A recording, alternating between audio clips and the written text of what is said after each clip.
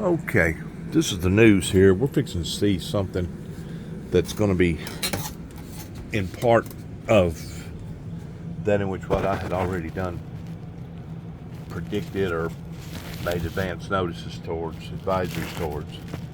At first, we're going to pick up on this particular deal here with the social media, artificial intelligence, basically handheld social internet services, so convenient for people that it don't matter if you're in the middle of an ocean or airplane or down in a cave somewhere, you can still gain access to the world.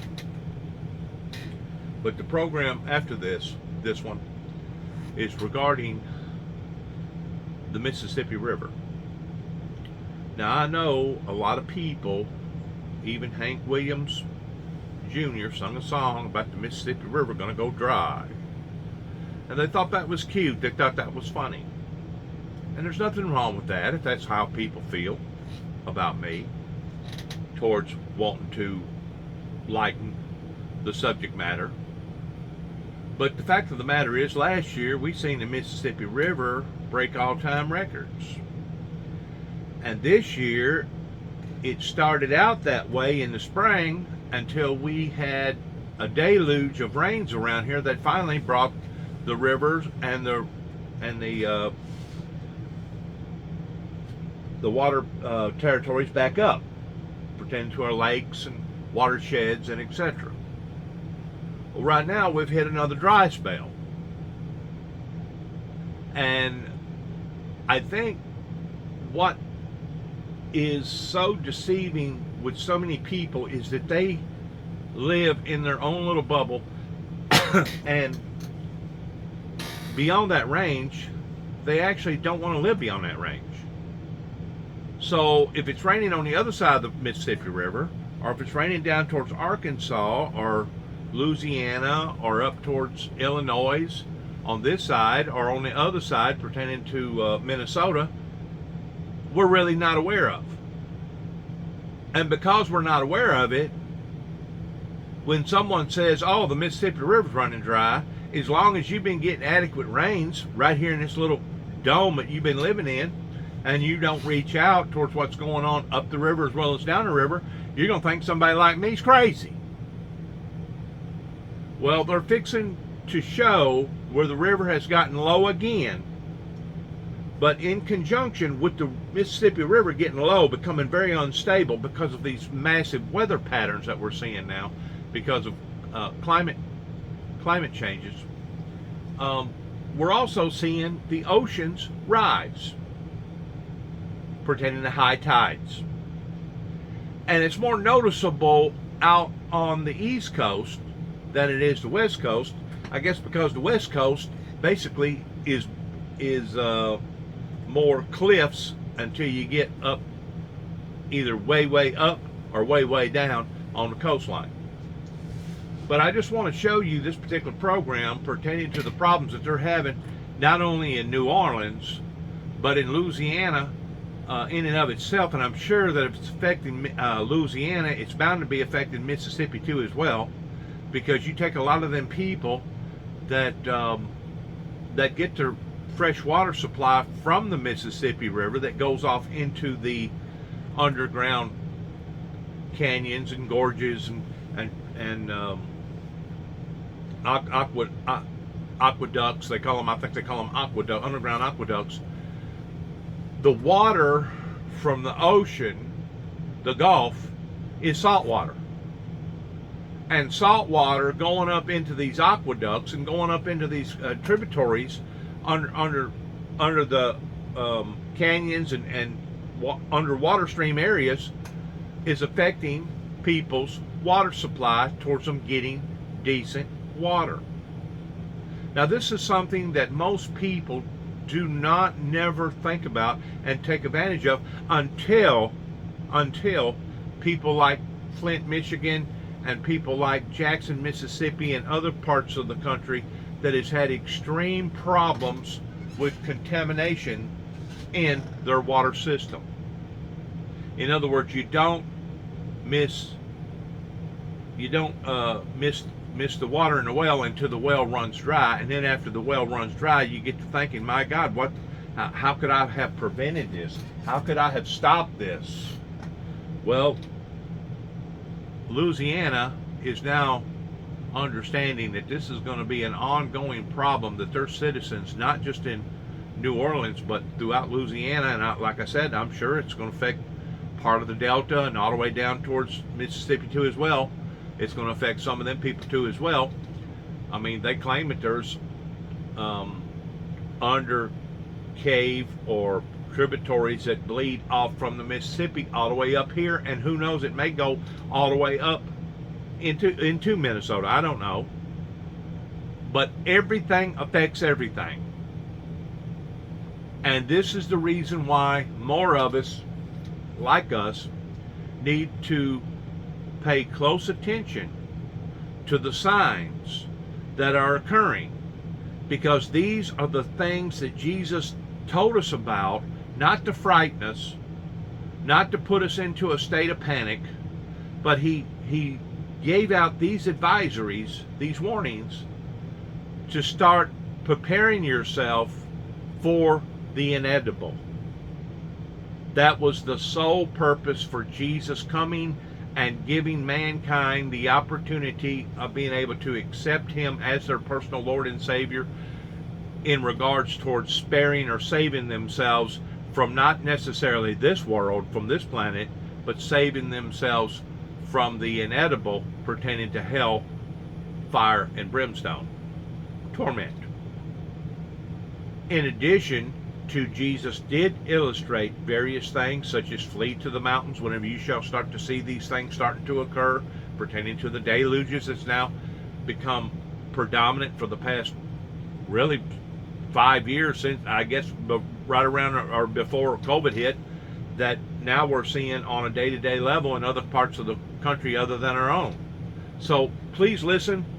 First, they're going to talk about social media, and they're going to get to that, in which what I'm talking about pertaining to the problems in not just the Mississippi River going low at certain times, beginning to start going dry, like the River Euphrates has already went way below any part that it's ever thought of going, that basically feeds millions and millions of people down towards I think it's the Turkey River or something down through there. I can't remember all the names of them. But if you would please listen to this, because it's not just the rivers going low, but as of right now, it's also the high tides with the melting of the ice and having all the barges and all the boats in the ocean, that is affecting the water table also. But listen to this report in what the people are going to have to deal with down on the lower part of Mississippi, please. That examines every aspect of how kids are using their phones. Yeah, it's showing how their attention is being commanded by those screens throughout the day, including at school, and the real impact it has on their day-to-day lives. We're going to break down the results. We'll have some takeaways, and we're going to show you how you can make your child's relationship with their device a healthier one. It's a topic we're going to delve into a lot coming up. Absolutely. Let's get to your news at 8 o'clock. After a weekend of marathon talks, a tentative deal has been reached to end the nearly 5-month Hollywood writers' strike. NBC Entertainment correspondent Chloe Molas is here with the breakthrough and what to expect as we go forward here. Hi, Chloe. Good morning. Good morning, you guys. Well, this is some very welcome. Okay, I think they may have that settled. It's not that it's not important, but it's not my main topic of what I want my viewers to look at right here. I'm glad that they're working out some sort of agreement, because it's affecting people's livelihoods. I wish that Hollywood would change its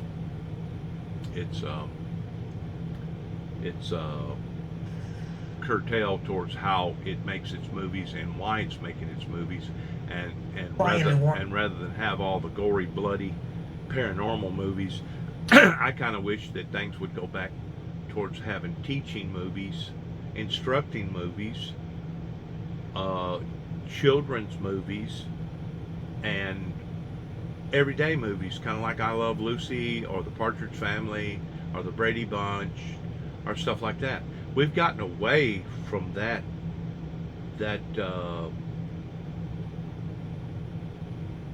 attraction ship to the point that we are more attracted to bloody, gory, hoary things and paranoid behavior things like The Exorcist or Chainsaw Massacre. We've gotten away from the true identity of what we're supposed to be whenever we start changing our appetites, because you are what you eat. And if you eat nothing but gory, bloody stuff, and you're into all this witchcraft stuff pertaining to the Exorcist stuff, it pretty well speaks volumes. Proof is in the pudding towards which way society is turning towards, rather than maintaining that Lassie status program or the Brady Bunch program or the Partridge Family program or other good family oriented programs out there that I was raised up on toward watching. Now people want to see the gory and the bloody stuff, and they want to see the witchcraft stuff and the Exorcist stuff. It tells you the direction that society is going pertaining to Hollywood. But what I'm talking about that's fixing to come up right now pertaining to the Mississippi River should be another indication of which way the planet Earth is in motion towards, trajectory towards, of things that we're going to have to start dealing with that our generations before us never did. And the reason why is because we was not paying close enough attention. I'm going to use Al Gore as a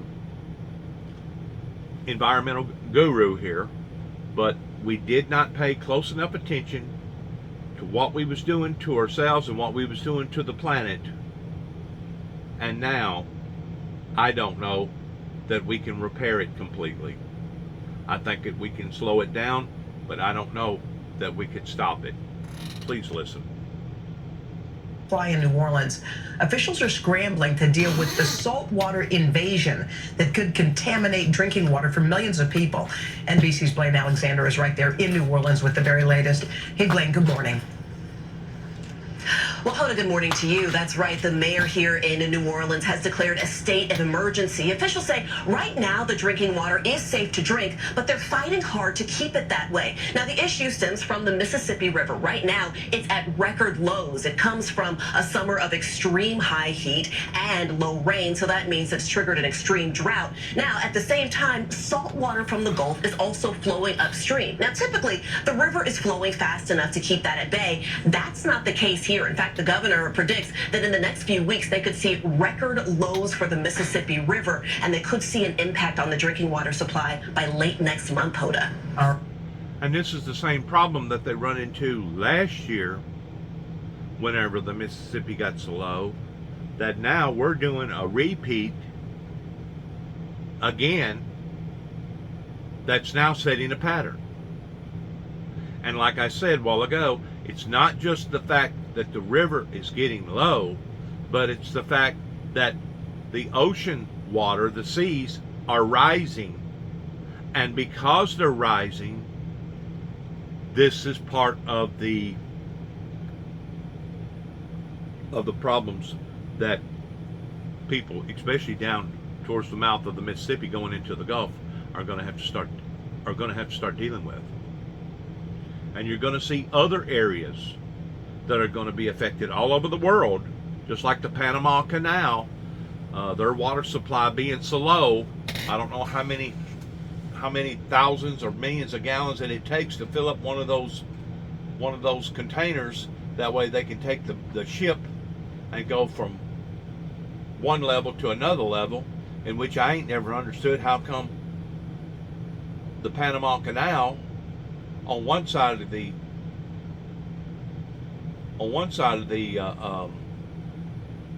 landmass is one height versus the other side of the landmass being another height. I ain't never understood that, but maybe there's a scientist out there that can explain that to us, of how come there's a difference in the heights of one side of the Panama versus the other side of the Panama, because I ain't never been able to understand it. You would think that it would all mix and mingle and be in the same pool, but for some reason it's not. But that's beyond my pay grade, I guess. But it's still a month away, so I know there's a scramble to get that drinking water up to snuff. So what are officials doing? Hoda, they're doing a number of things. They're really going at this from all angles. First, they're shipping in literally fresh water by the tens of millions every single day. They're hoping to mix that with the saltier water in hopes of reducing the saline content. And secondly, they're literally trying to stop that salt invasion in its tracks. They're raising a 25-foot underwater barrier in hopes of slowing the flow into the Mississippi River. They're also looking further upriver and bringing some of the more fresh water down here and mixing it with the water supply. Again, Hoda, this is the drinking supply for many people, not just in New Orleans, but in this entire region, and they're really hoping to keep it safe to drink, Hoda. Yeah. And I'm thinking, this is just my thoughts. Like I said, I'm not an expert in this, but I'm thinking that the Corps of Engineers may have dropped the Tennessee River to its winter pool too quick, because now the water that the Tennessee River could have helped with towards helping the situation down there, now they've already dropped their water down to winter pool, and now they won't have extra water to be able to do that with. It's a tight wire walk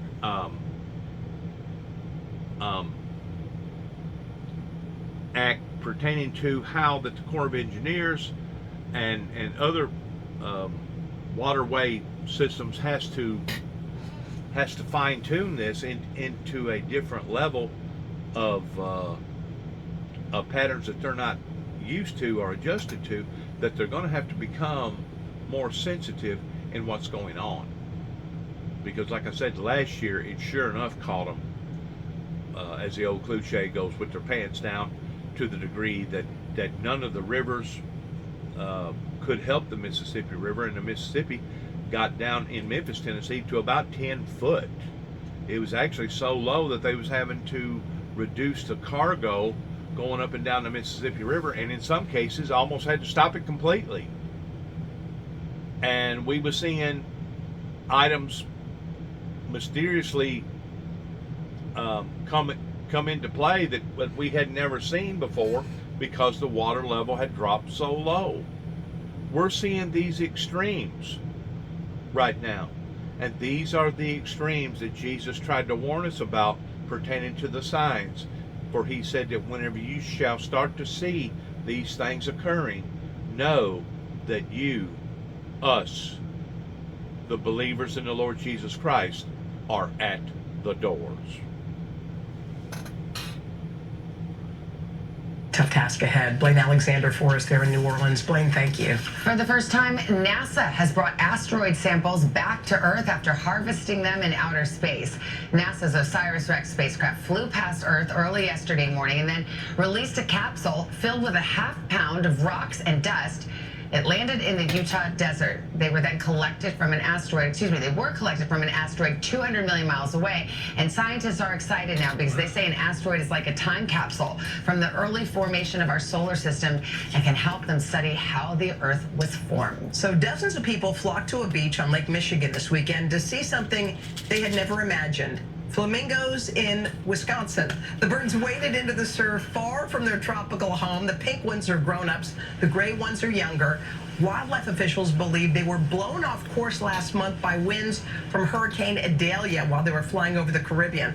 They hope that the weather gets colder and the instincts will kick in, and then those flamingos will head back home. They really drew a crowd out there. They did. Oh my gosh. Coming up next, we are going to sit down with the wife of Bruce Willis, Emma. It's her first interview since the beloved actor's challenging health diagnosis. Her inspiring mission to raise awareness and get more help for other caregivers. That is coming up right after this. The flamingos being that far north, to me, reminds me of the the critters No treatment. that we're being invaded with right now pertaining to armadillos, that whenever I was growing up in this area, we never did. Expected. United Healthcare. We absolutely never did see an armadillo.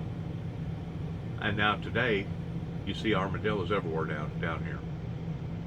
And I'm sure as the climate changes, those armadillos will eventually move up into places like Illinois, Indiana, Kentucky, Ohio, which is another clear indication that yes, our planet is changing, and it's changing drastically. It's changing now on levels that scientists and meteorologists and other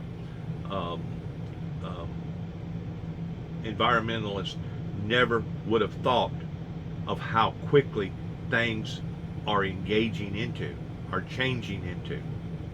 But it's doing it right in front of our eyes. 11 with a very special guest. So earlier this year, the family of legendary and beloved actor Bruce Willis announced that he had been diagnosed with frontotemporal dementia. It's a devastating condition that robs many of their ability to speak or communicate. And at the moment, there is no treatment and there is no cure. So, in honor of World FTD Awareness Week, Bruce's wife, Emma Hemming Willis, has made a decision, and she has become an advocate for all patients and families struggling with FTD to bring awareness to the disease and the urgent need for research. And she joins us now, along with Susan Dickinson. She's the CEO of the Association for Frontotemporal Degeneration. Emma, Susan, good morning. First of all, thank you for coming. I know this was not an easy decision, and it's out of your comfort zone, but we are here together right now. Just let me start off by asking, how are you and how is Bruce doing? You know, what I'm learning is that dementia is hard. It's hard on the person diagnosed. It's also hard on the family. And that is no different for Bruce or myself or our girls. And when they say that this is a family disease, it really is. Yeah, and I think that's interesting. You guys do have young kids, and kind of introducing what is happening to their father must not be a simple thing. How did you go about that process? You know, I think it's always been, we're a very honest and open household. And, you know, the most important thing was to be able for us to say what the disease was, explain what it is, because when you know what the disease is from a medical standpoint, it sort of all makes sense. So it was important that we let them know what it is, because, you know, I don't want there to be any stigma or shame attached to their dad's diagnosis or for any form of dementia. Well, that's what's interesting, because I think when I was first reading about FTD, I was like, what is that? I mean, you think it's like Alzheimer's, where you lose memory. That is not at all what it is. You lose language function and other functions of your body. Is that right? Yeah, that's right. It affects, it can affect movement, it can affect speech, and what's the other one, Susan? Behaviors, personality, and what we call executive functioning. And this is something that is often misdiagnosed because I guess it's because there's not enough awareness among the medical community about it. So what are people often diagnosed with, Susan, when they produce the symptoms? Yeah, so it's one of the most confusing parts because it is less common. Most doctors aren't familiar with it. So it can take almost 4 years for people to get diagnosed on average. And as you say, they accrue many misdiagnoses along the way. Often depression, bipolar disease, Alzheimer's, or even somebody with some of the movement symptoms Emma was mentioning, maybe even Parkinson's or ALS. So how do people present when they have this, Susan? What we're really talking about, Hoda, is unexplained changes in how a person it is in the world. So somebody who's normally speaks absolutely fine has trouble putting their thoughts into meaningful sentences, or they may lose the meaning of a specific word. We're talking about maybe a person who always managed the family's finances, all of a sudden has trouble balancing a checkbook, or has problems at work. Somebody who always performed well is either making poor decisions or just isn't completing tasks. And you can see how that could tiptoe in as something that's like an everyday whoops, and then suddenly you start adding up. Emma, how was it to come to terms with this diagnosis for you? I think it was the blessing and the curse, you know, to sort of finally understand what was happening so that I can be into the acceptance of what is. It doesn't make it any less painful, but just being in the acceptance is, and just being in the know of what is happening to Bruce just makes it a little bit easier. Yeah. Does he know what's going on? Is that something that he is aware of? Hard to know. It's hard to know. Yeah. Yeah, what we know is obviously the disease can start in the frontal or the temporal lobes, like the name signifies. And one of the things that the frontal lobe controls is self-insight. So we really don't know. Some people, it's the first thing they lose is any understanding that they themselves have changed, and other people retain that for a long time. Yeah. You don't call it a caretaker. That's one of the first things I noticed. What do you call it? Care partner. A care partner. Because he is your partner. He is my partner. Yeah. He's my partner, so I am his care partner. Yeah, I think that there are a lot of care partners out there who are watching, who are caring for loved ones with different kinds of diseases and ailments. And how have you been able to navigate those waters? It's not, you need gas in the tank, obviously, to do what you're doing. Yeah, you really do. I think as a care partner, it's so important to be able to ask for help and support. And, you know, you can look to organizations like the AFTD, like Hilarity for Charity, who, you know, it's a sort of a great starting point. And, you know, it's important for care partners to look after themselves so that they can be the best care partner for the person that they're caring for. When I think about your family, I see like beautiful children and your husband.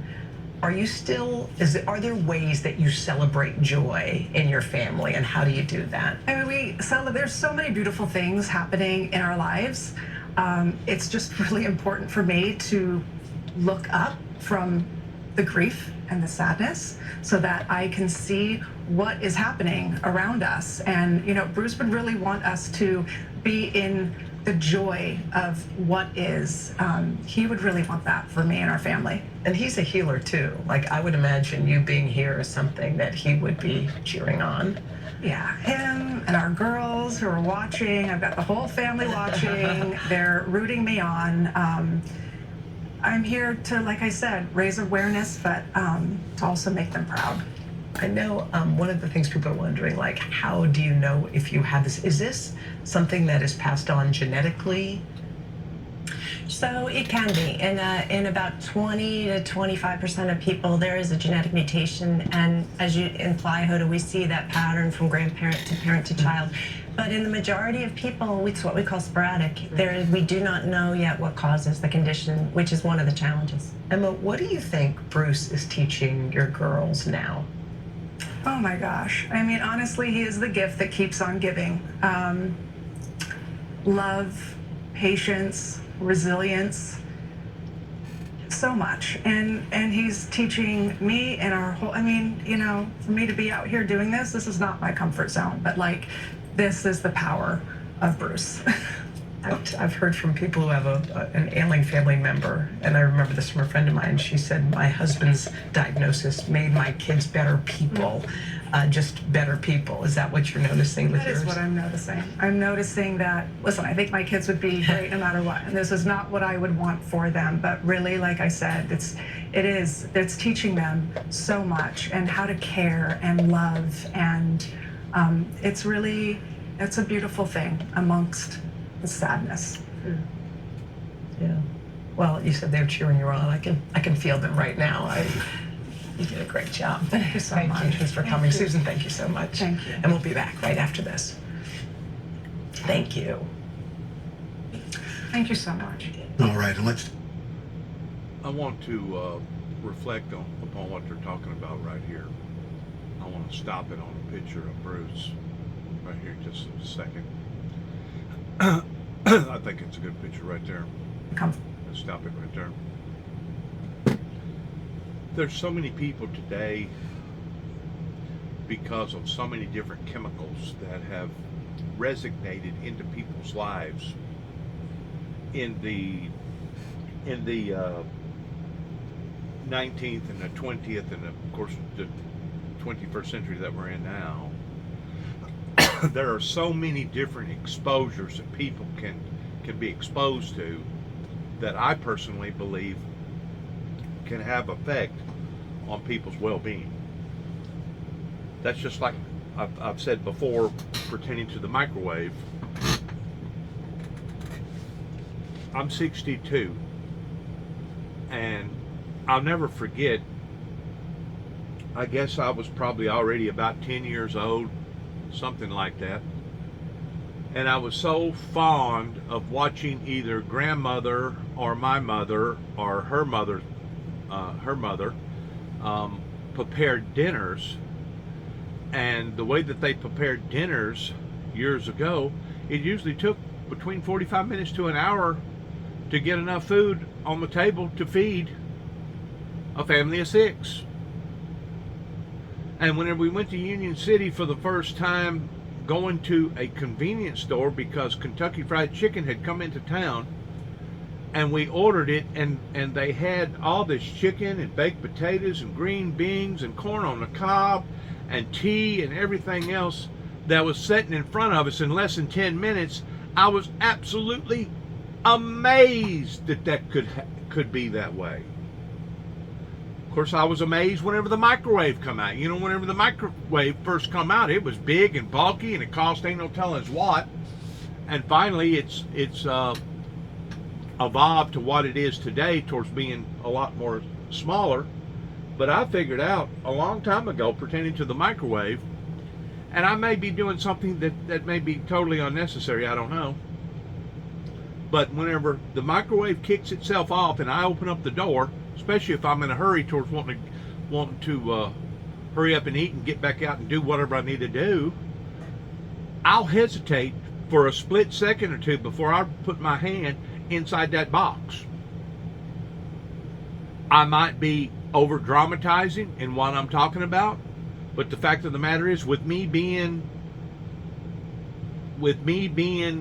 so familiarized with the medical industry because of me having all the injuries that I've had, I have noticed every time whenever an x-ray technician is getting ready to x-ray you, it don't matter if it's your toe, it don't matter if it's your leg, it don't matter if it's your back, it don't matter if it's your arm, they'll put on a lead vest or a lead whatever. That way it helps to protect the radiation from getting to them. That way they don't get radiation poisoning. Like I said, I may be dramatizing this a little bit, and maybe I shouldn't even think about hesitating before I stick my hand in that microwave and grab whatever that I'm going to grab out of there, but I do. And I do it for safety caution reasons, for safety purpose reasons, because I don't want to get cancer.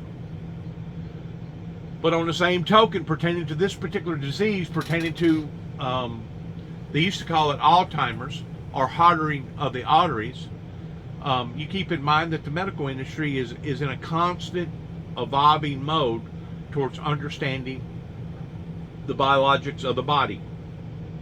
And of course, the mind has been one of the most hardest things for them to be able to rectify and conform, because it's so complex.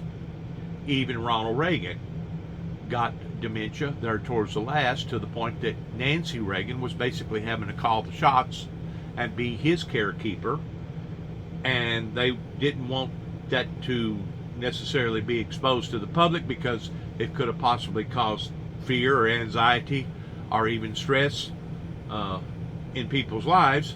So they kept it hidden, out of sight, out of mind, and let Ronald Reagan only perform in certain tasks and certain duties, I guess about the last year and a half to 2 years of his presidency. It may not even been that. It may only been about the last 6 months of his presidency.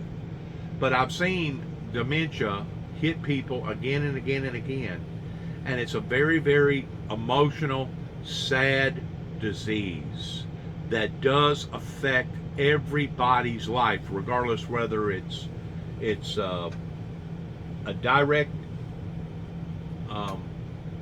loved one or just friends. It affects people's lives because it will drag people into a state that they really don't want to be in.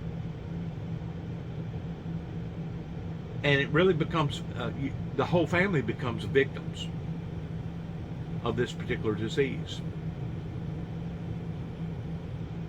This is one of the reasons why, because of me being so close to the medical industry throughout my life, is in 1983, I really and truly felt that cannabis, medical marijuana, would be a good thing to introduce to the medical industry of helping people. It didn't have nothing to do with taxes. It didn't have nothing to do with me trying to stomp or romp up onto the dark money community pertaining to the organized crime syndicate out there. It was strictly up onto the patient, because I knew, being exposed to various operations and various calamities that happened in my own life, that there was a benefit in the medical industry. If it wasn't, I never would have ventured in doing some of the things that I have done. And I'm talking about just recently, just within the past 3 years. Actually, it's been longer than that, since I come back here and I discovered that I had diabetes in 2017. That's whenever I knew, didn't nobody have to tell me this, I knew that my immune system was not the same. Especially whenever you get drugged or poisoned by the United States government pertaining to what went on in my life up in Kentucky. And basically, I don't know if it broke my thyroid down, I don't know what it done, but it done something chemically inside of me to the point that I just blowed up like a freaking balloon because of taking Risperdal. I didn't take Risperdal but about maybe 2 or 3 months, but during that time it had enough effect biologically inside my body that it changed my chemistry. And of course, if you'll combine that towards being in jail, if you combine that towards not getting good exercise, if you combine that towards the cheapest thing that they could serve in jail was potatoes in the morning, potatoes at noon, and potatoes at night. Potatoes, all that starch. If you combine all those together, I blowed up like a balloon. I am, to this day, still suffering the consequences on what occurred. Up until then, I was maintaining, and I was still walking and still exercising and getting proper diet and still maintaining my strength and etc. My strength today is not where it used to be whenever I was 30 years old, but this summer, getting out and having to do a lot of yard work and doing the things I've been doing all summer out here on the homestead, it has helped to strengthen me in my upper part of my body as well as the lower part of my body. And though it's been painful having to walk around on my left ankle with my ankle bone basically touching my leg bone, and at times it would swell up and I'd have to take therapy pertaining to electronical shock and etc. Like my son said, I was probably doing the best thing before this operation towards building my strength back up, because anytime you have an operation and you go in and you basically tear into the tendons, it takes a while to get over that, and you need to be strong enough to be able to get over that. So what I've done this summer hopefully will be an additive or a plus, and I've just now started today, knowing that I'm going to have this operation, in which I probably should have already been on this regimen pertaining to calcium. I've started today on a calcium regimen of 600 milligrams. And this one here says calcium, 600 milligrams per tablet, plus vitamin D, 20 mcgs, dietary supplement. So I've started this bone health regimen today, getting ready for this operation that hopefully this vitamin will help whenever they do a fusure on my left ankle and on my left leg, where basically the ankle grows to the leg or the leg grows to the ankle. Hopefully this calcium regimen that I'm starting right now, about a month before I actually get operated on, hopefully it will be a benefit.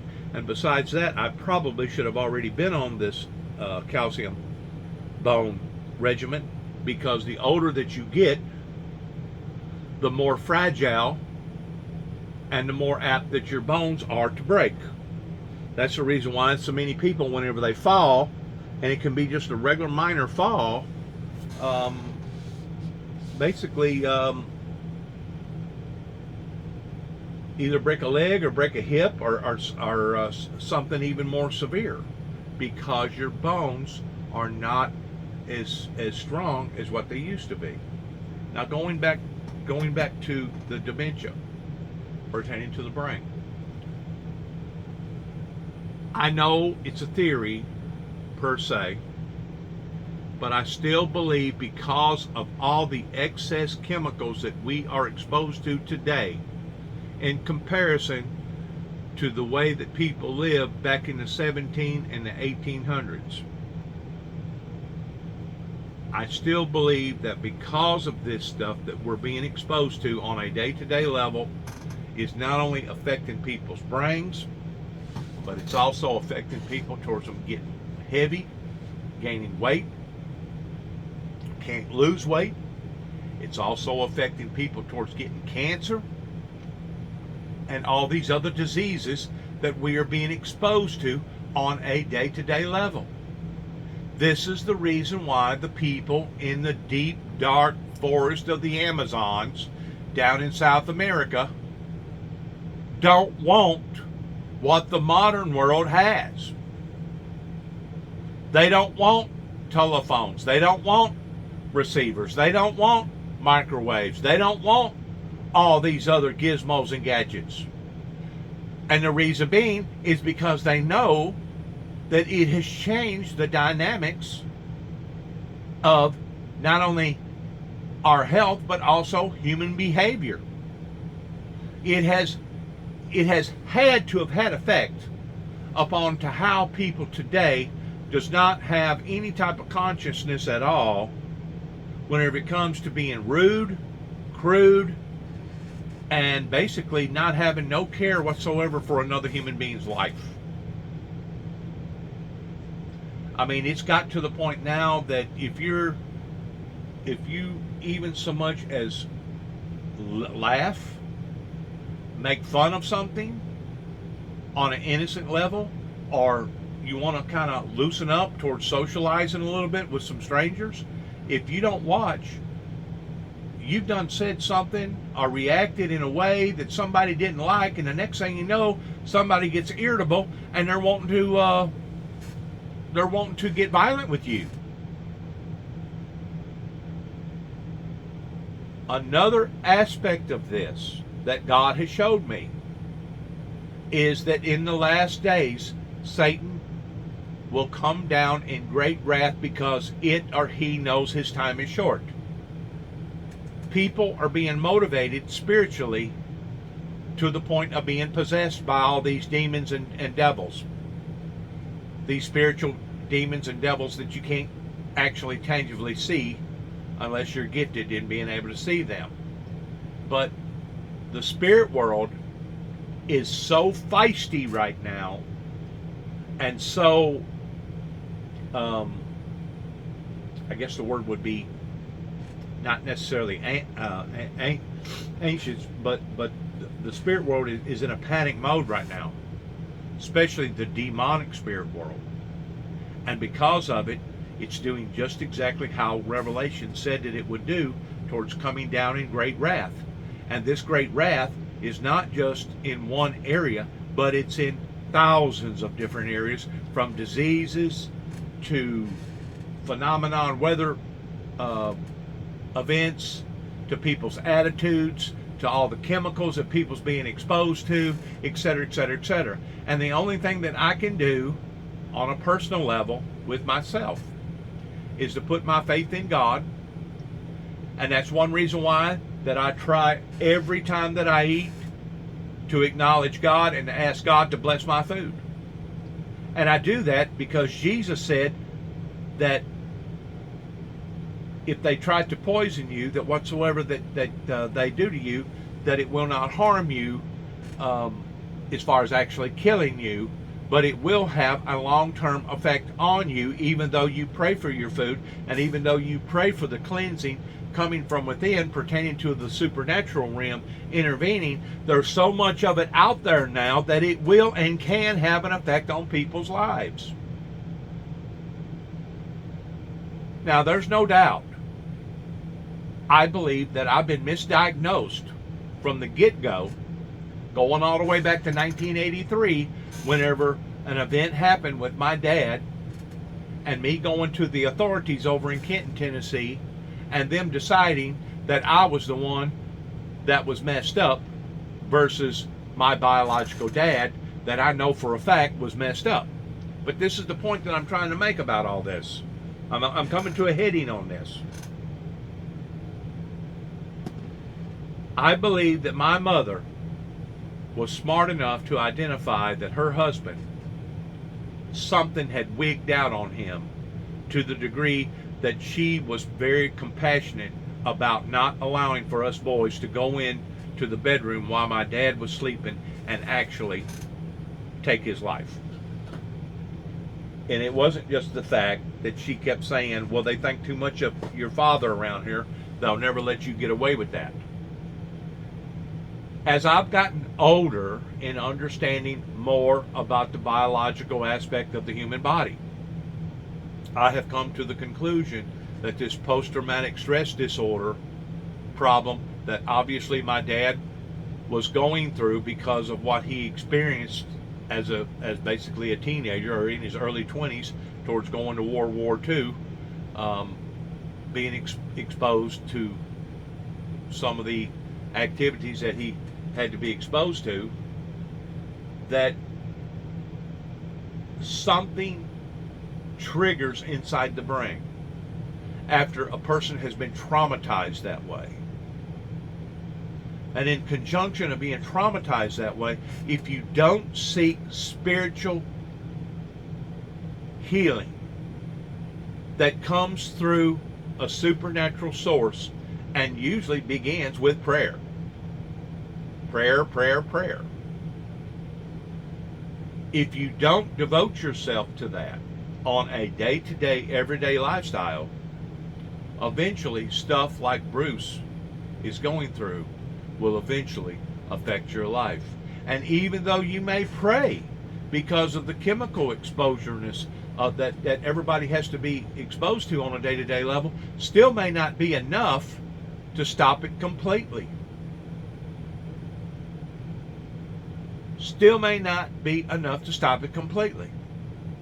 But at least you're in the comfort of the Heavenly Father of knowing that you have asked God to bless your food, ask God to bless your health, ask God to bless your family, ask God to bless the surroundings around you, to the point that if you don't survive it and you are wounded, and I have been wounded, either physically or emotionally, because of all the resistances that I've had to go through for the past 40 years in my life, not just on the physical aspect of it, but on the emotional aspect of it.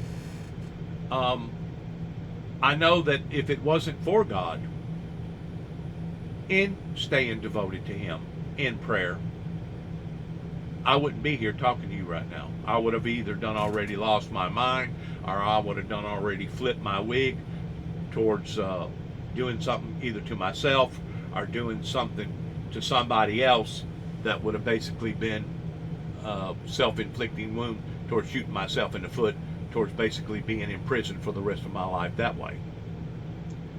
there is so many landmines out in the world today whenever it comes to surviving surviving towards the fittest. And this is the reason why that I can say you can be healthier than an ox. You can watch everything that you drink, everything that you eat. You can stay as fit as a fiddle, but if you don't have God intertwining with a supernatural force, you can still be taken down or taken out just within a matter of minutes or seconds.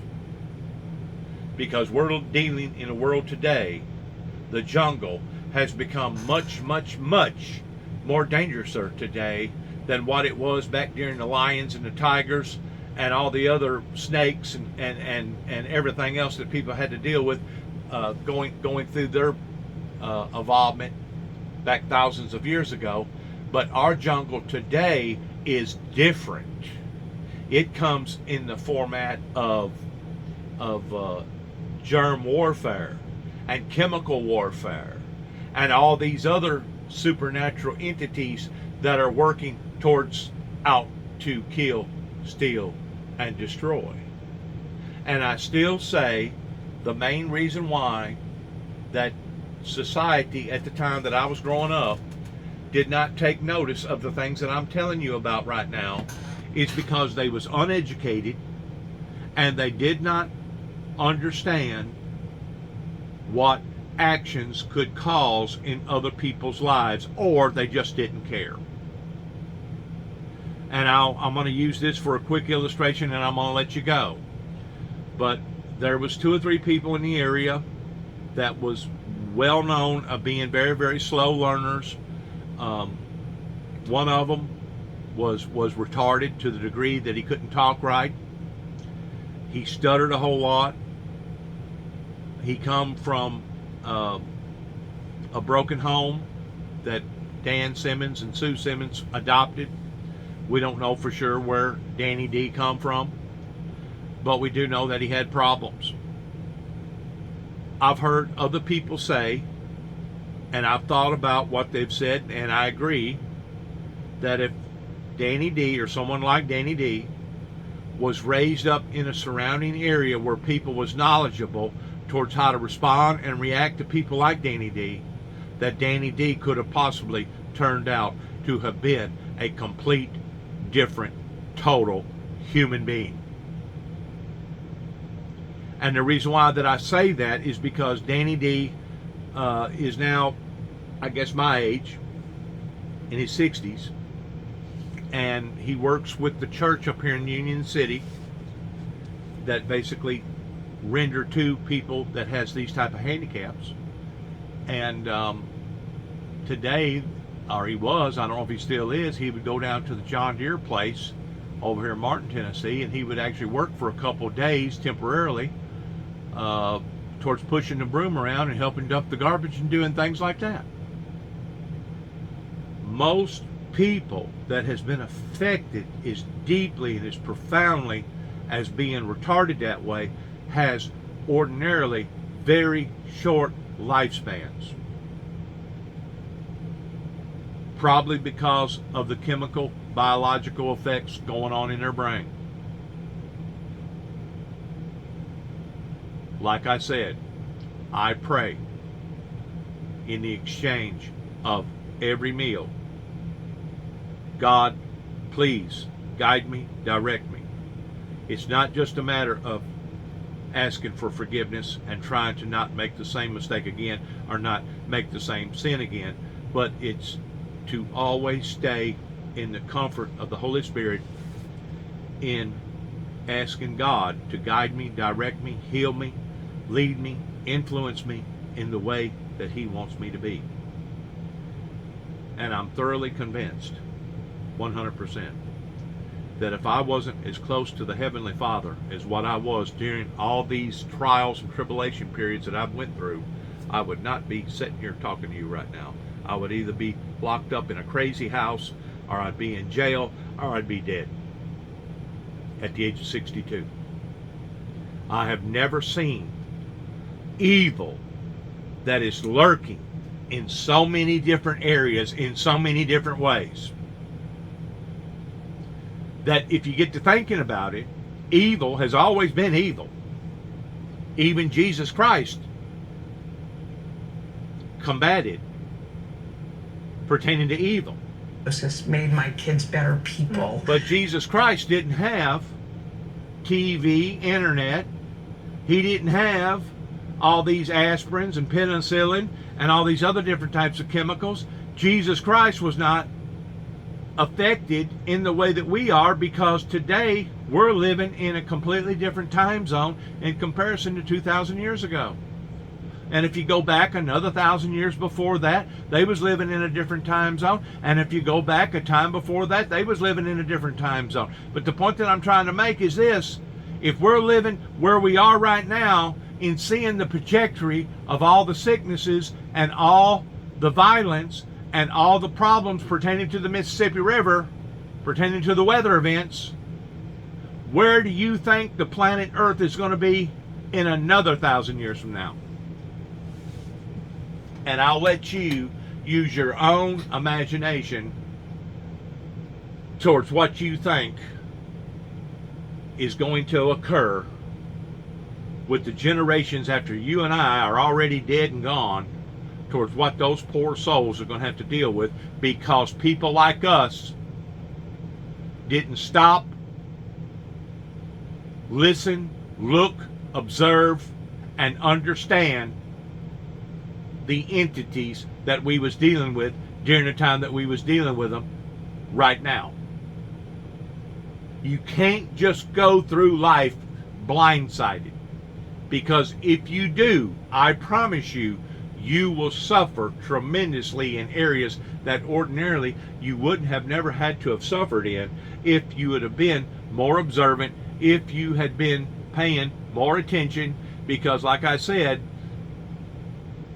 the dangers out there, the landmines out there, exceed above and beyond any type of environment that our previous predecessors have had to live through, because now we're dealing with things that they didn't have to deal with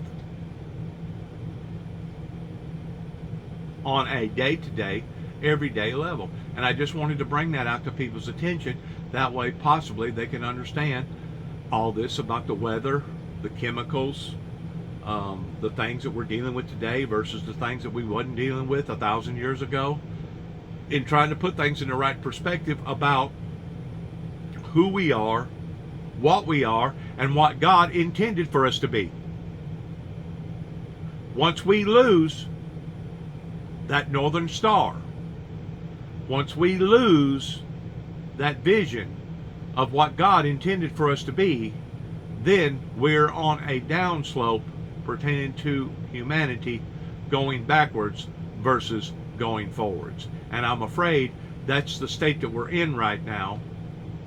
And how come that things has become so wicked, so dangerously, unproportionately wicked, just within the past 20 or 30 plus years?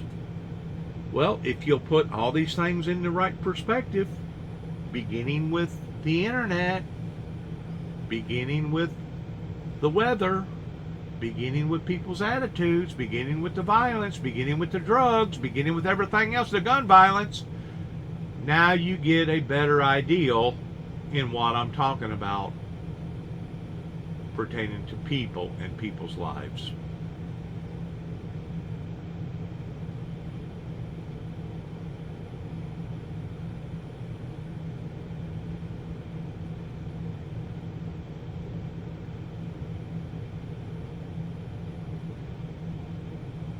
I've learned a lot just within the past few years because of me channel surfing, news surfing, being able to fluctuate, going from one news agency to another news agency, of getting different perspectives about different things. And sometimes I get different perspectives of the same subject matter because I am surfing and I am getting different opinions and different views about the same subject matter.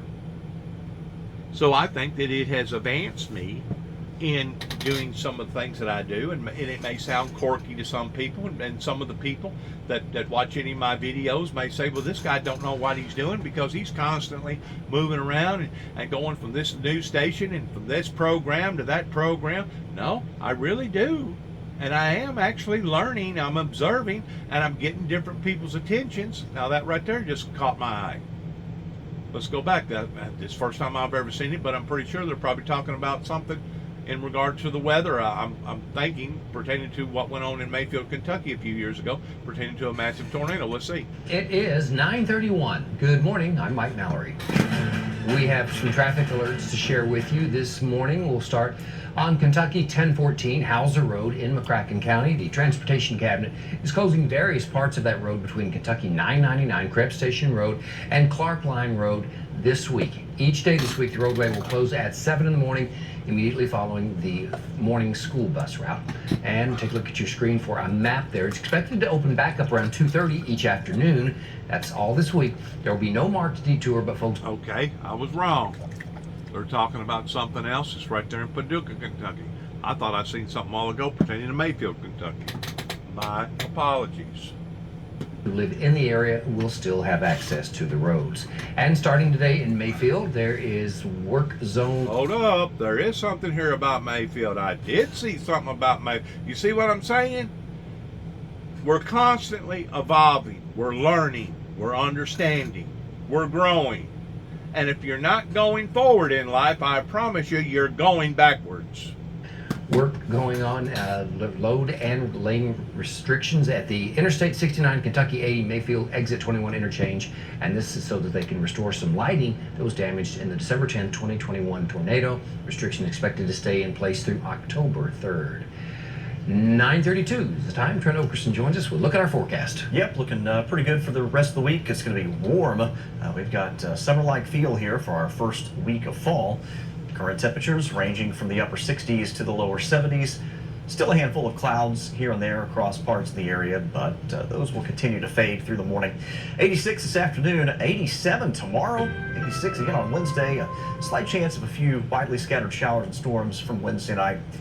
Now, over in this particular area, it was given, I think, towards Friday or Saturday, almost 89 to 90 degrees, which once more is very, very uncommon to be this warm this late of the year. I noticed, looking through social media this morning, that the center of Texas got bombarded last night with a major hailstorm. Last winter, I got to telling people about how come our grass was as green as what it was going all the way into January. I was noticing still green vegetation after we had done already plummeted a time or two below the 32-degree mark. These was all strong indications that the planet is warming up from the inside out. All these underwater, table volcano activity that is steadily erupting. I think about 2 weeks ago they had a major eruption in the ocean that has been one of the biggest that they've seen in a while. And basically, we're walking and talking and living on a walking, talking time bomb. And the more that we continue to drain oil out of the resources of the earth that was put there for a shield, that was put there for a friction reducer, that the more that we drain the oil out of the ground, the more that the outer surfaces is going to warm up. The more we're going to see instability with our weather, not just because of what's going on with the ozone layer that's affecting us down here, but what's going on down here that's affecting the ozone layer up there. Scientists had it the opposite direction. It's not cows farting. It's not hairspray. It's not R134 Freon air conditioning gas versus R12. Part of those things may have an effect pertaining to the chemical biological effect that we're conducting that's going up into the atmosphere, as well as carbon dioxide gases that we've tried to reduce by putting little pellets on automobiles pertaining to Cadillac converters. I'm not saying that all those things have not had an effect pertaining to the upper atmosphere getting that much more hotter, holding the heat because of the gases. But what I am saying is that the planet that we're living on is warming up from the inside out, which helps to clarify why the Bible talks about the earth opening up in Revelations, and great locusts or something like locusts is going to come out of it that's going to torment mankind, that's going to have the sting, according to the Bible, 7 times greater than a scorpion. If you look at Revelations and dissect it properly, you will see where God has already foreseen where we are today in what Jesus Christ was talking about 2,000 plus years ago. And of course, it was so in depth that Jesus had to tell his disciples that I have things to tell you that you cannot receive yet. You won't be able to comprehend and understand it. And that's the reason why that the Holy Spirit come back to John the Revelator and spoke to John the Revelator towards write these things that thou seest and hearest, put it into a book. Because at that point in time, God was working with John the Revelator on the island of Patmos of the very things that Jesus wanted to tell his disciples during the time that Jesus was with us in the flesh, but he knew that they wasn't going to be able to understand it. There was so many other things that they didn't understand. The disciples, whenever Jesus would say stuff, and they'd say, well, how can a person be born again, Lord? Can he enter back into to a woman's womb and be born again? And they just didn't get it pertaining to the spiritual aspect versus the fleshly aspect. And it's only been till now that we've been able to understand that there's a whole lot more to our body and our physical aspect other than our physical aspect. Mind, body, and spirit. Same thing that they teach down at YMCA every day. Mind, body, and spirit.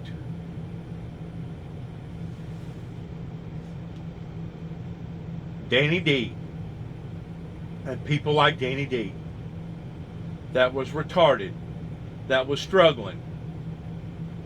That people got a kick a lot of times in what he done and how that he done it. Would have been a complete different individual if Danny D would have been in the atmosphere or the surroundings of people that know how to deal with people like Danny D. My dad, pertaining to him having post-traumatic stress disorder of the things that he encountered while he was in the Army, would have been a different person if the people around in this area would have identified his problem and been able to assist his problem. Could have had a profound effect upon my family and upon my mother that wound up dying at a very, very young age because of all the stress and all the emotions that she had to go through being raised up under that type of abuse. I can understand the reason why that she basically abused herself by using tobacco. She never did drink. My mother never did drink. I don't think I ever seen her drink but maybe a beer in her whole entire life, and I don't think that she maybe drank about half of it. But she smoked, and she'd sneak around like a little girl. She would not smoke in front of her mother. And even though her mother noted she was smoking, she still refused to smoke in front of her mother because she knew that what she was doing was wrong. But I can understand the reason why that she related to tobacco in selling her nerves towards a stimulant with her nerves, because of the psychological, emotional damage that was being caused in her life too as well. Not counting the physical aspect of it. We was raised up under a brute, an abusive figure in our lives that basically turned to the point that he didn't want even a preacher coming and knocking on his door or anybody else talking about God. He almost become anti-God for a long period of time, to the point that I couldn't even get around the guy without him getting emotional. And there was a few times that I thought that I was going to wind up causing him to fall into a coronary arrest, to the point that I had to sacrifice my relationship with my dad because of the sicknesses that he was going through. So I can understand whenever they put on a program pertaining to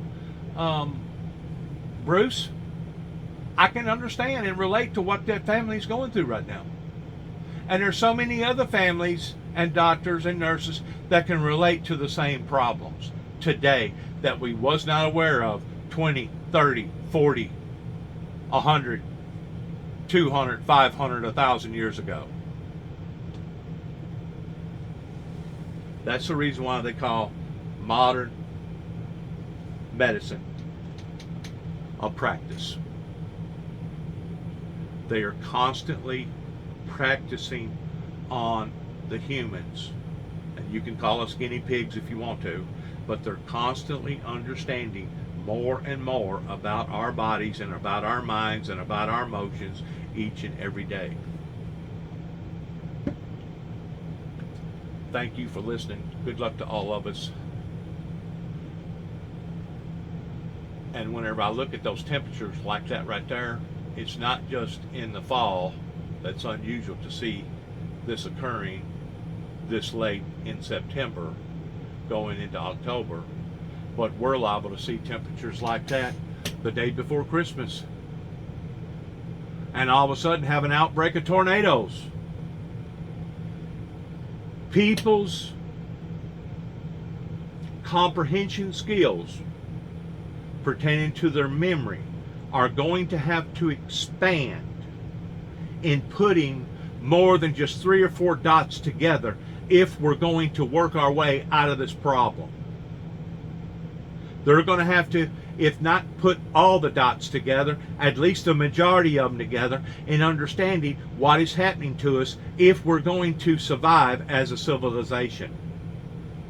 Beginning with the internet, social media, the computer, everything from A to Z. Everything from A to Z.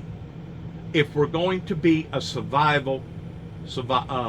civilization. If not, we're on our way out. And if we're not on our way out in one aspect, we're on our way out in another aspect. So please, please, whenever you get a hold of any of my literature, any of my information that I'm putting out to the world, any of my social media stuff, please listen to it very carefully in understanding my motive in wanting to help humanity and not hurt them. God bless America. God bless our troops, especially. God bless our endeavors towards where we go in the 21st century, in the year 2023, not only here in America, but as a society all over the planet. God bless and shalom.